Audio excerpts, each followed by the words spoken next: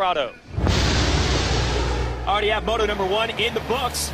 And let's show you the highlights of that one. Dungey almost gets the whole shot, but he'd be edged out by Colorado's own Andrew Short. That's where Short wants to be, up front. It's all looking good for a little while, and starting to drop Dungey, so showing good speed out front. Dungey being challenged by the 33 of Josh Grant, and then Short goes down and drops from first all the way back to 12th. The heartbreaker for the home state boy.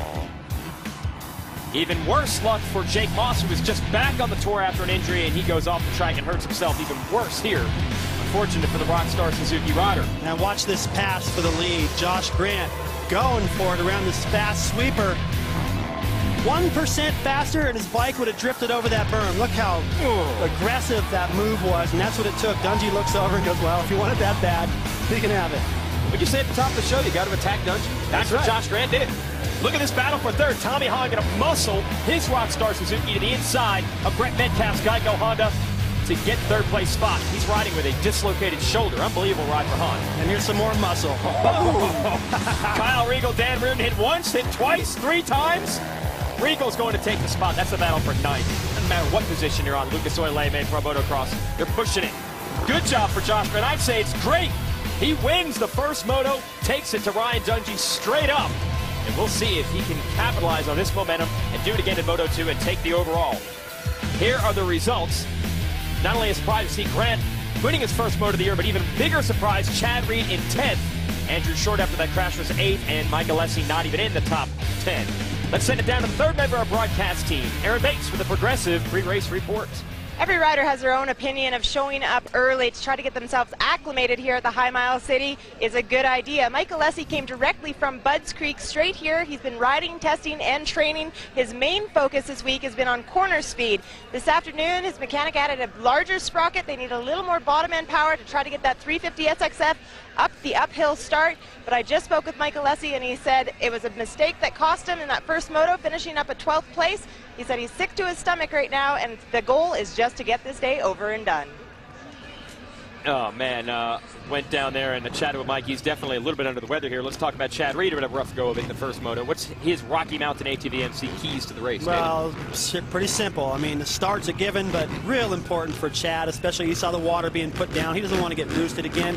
Don't wait to get comfortable. Sprint from the get-go, and the way to do that is to find some better lines. He was struggling that first moto. And here's the track that Reed will try to do some damage on. Uphill start into a nice, safe, sweeping first corner. You drop down, then the long climb up to the very top, highest point of the track. Then a sketchy downhill full of some really tough braking bumps. More braking bumps right there. A lot of ruts right here. Real difficult to pick your lines through there. And then the big, long sweeper, the carousel into a tight chicane. Really fun jump. And then cross by the mechanics to get your signal. And that sweeper, before you come back up to start, is real important to carry momentum. If you don't get a good run out of there, you really lose time going up that hill.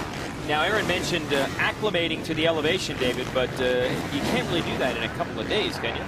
Well, you know, whatever you got to tell yourself. Okay, all right. That's how that works. But Mind over matter. No, but technically, unless you're here for a month, you really can't do that much. You know, you can come up here and get used to the surroundings and, you know, get used to your mouth being dry, things like that. But pretty much just drink a lot of water and be tough.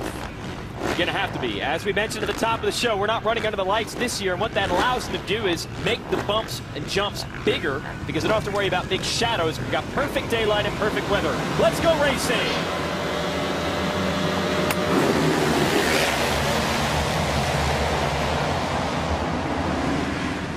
And it's almost a replay of the first moto with Andrew Short edging out. Oh, a big pileup in the first turn. Cunningham, who was 5th in Moto 1, is down. Josh Grant, our Moto 1 winner, is down. And Dan Reardon as well. So Andrew Short's got the lead. Ryan Dungey is 2nd. And look at Josh Grant, 1st in the first moto, dead last in Moto 2. There's his dad on the right side of the track screaming. Oh, man. Well, if you thought he was fast in the first moto, he's going to be really going fast this time. Grant or Dungey jumping really close to the edge of the track. That'll get your heart rate up a little bit. Another opportunity for Short, and you saw him between motos. How was that looking? He said, hey, I don't want to talk about it. That was the report from Andrew Short after leading and then pulling up. Oh, no. Where Chad Reed gets buried under Brett Metcalf. And a bunch of riders got slowed up there. Kyle Regal as well. So this first lap has been torture for some of our top riders. Reed, Grant, taking advantage of Short and Dungey, 1 and 2. Well, Dungey up there where he needs to be, but boy, the motivation from Short to erase that mistake from the first moto, the motivation from Grant right now, the motivation, frustration from Chad Reed, and this is going to be a real interesting moto in the last 10 minutes. And let's not forget the rider in third, Ben Townley, who has had speed all season long. He just seems to have bad luck at every turn. Now he's got himself a great opportunity in third. The man from New Zealand missed racing for 2 straight years with a shoulder injury that wouldn't heal. He's finally back to 100%. He's got the speed back. We're waiting for the results. And he was a little peeved after the first moto as well, making some mistakes. So a lot of motivation from everybody, and that just makes for great racing. And Andrew, it looked like he was just checking out and was going to win, just like what Josh Grant did to Ryan Dungey. It looked like Short was pretty early in the moto, but still. And he looked like he was on his way, and here he has another opportunity to do the same thing. And he's proven in himself he can win a moto, carried all the way to the checkered flag just in the last round at Budds Creek, so he can do it here. And I don't know.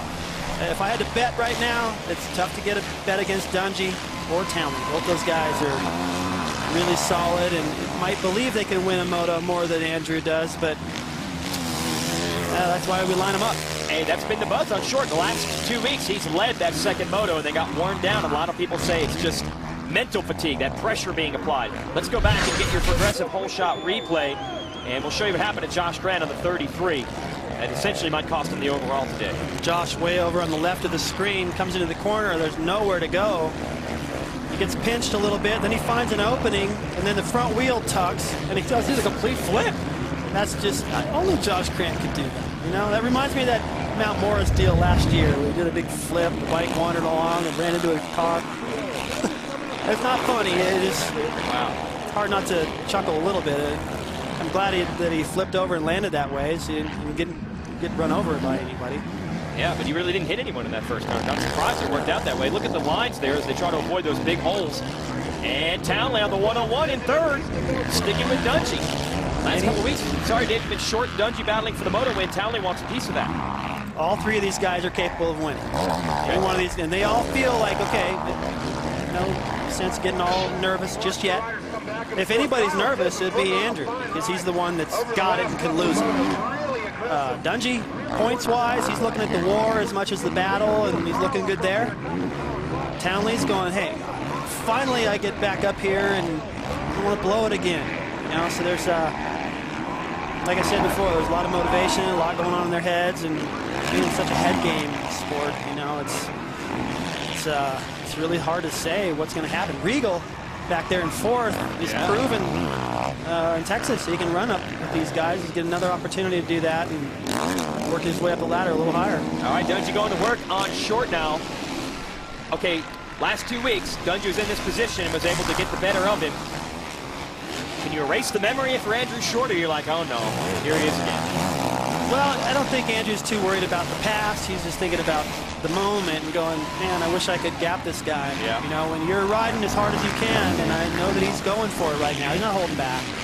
And you're getting pressured. And it starts to erode your belief that you can just do it. You know, in the first moto, he was getting away. This time, he's not. Dungey's had an opportunity to get second the first moto and wants to win this one and get the overall. He doesn't have to beat Short to do it, but you know he's going to be aggressive and want to get a moto win. So I don't know if I answered your question very good, but that's what's so great about this sport. Man, from lap to lap, it can change drastically. We saw a fast change for Josh Grant.